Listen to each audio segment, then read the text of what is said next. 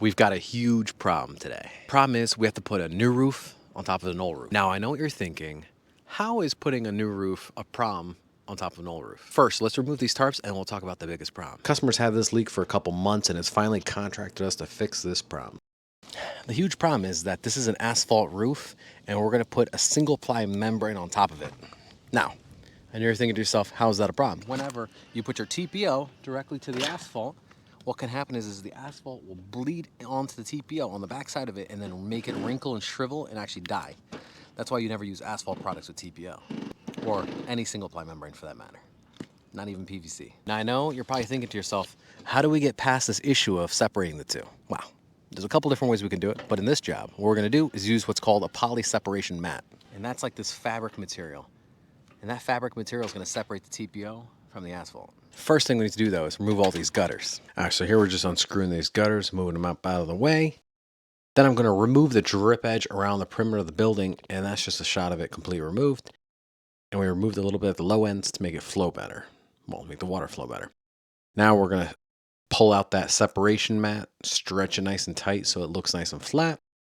We're gonna kick out our TPO, and that's our thermal polyolefin. And now we're going to attach these custom made ratchet straps and vice grips to the roof, and we're going to stretch it. And in the sun, this really helps all the wrinkles go out since it's mechanically fastened and there's zero glue used in the system.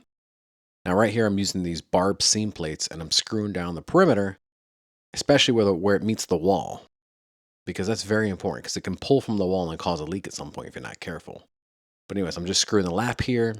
That's in the center of the roof. And now I'm going to tack it down with this welder. And when you can see the screws to the membrane, you know you've done a good job. Now that we've solved the problem of our old asphalt roof touching our TPO roof, we have a separator in there. So our single ply is now completely separate from it. We can now focus on getting our single ply waterproof. And that's whenever you have an overlap. Let me just show you guys here real quick.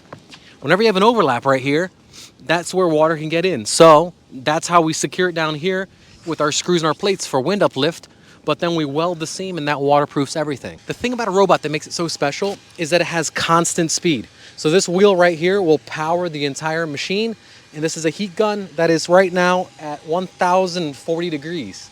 And we're gonna run at about 5.5 feet a minute, and that's gonna travel in the seam, welding it, and also pressing down the seam. So that's what the robot does. First thing we're going to do is do a test weld, and that's where we run the robot in a spare piece of material. We rip it completely apart and make sure that both pieces of that TPO have welded together perfectly. And then we weld up the seams, and then Eric's just rolling behind me to make sure that it is perfectly sealed. Now, we've done as much as we can with the robot. Now it's time to build some flashing, which if you take away the word flashing and just use the word transition, that's what we're doing. So we're transitioning the roof to the wall using a piece of membrane. Now, some people do it with metal. We do it with membrane in this case.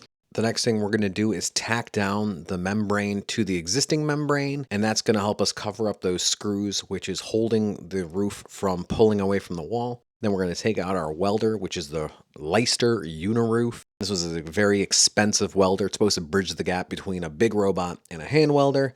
And it's very slow and impractical, and I probably won't use it that often, but, you know, since I'm a tool guy, I buy random tools. I know, it sucks. So anyways, now that I'm broke, we're going to weld up this roof, and my brother's just rolling behind me again to make sure it completely seals, and I finish it up with the hand welder. Now, I have to seam these pieces together because the robot does not go all the way, and since we're using reinforced membrane to transition to the wall, we have to put a T-patch so no water leaks in when the two joints are welded together.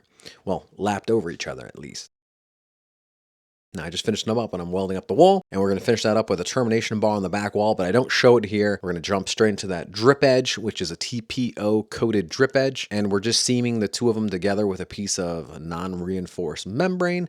And that's a bond breaker in between, and that keeps it from ripping. Anyways, that is the final project, and just like that, boys, chop, chop. I'll catch you guys on the next one.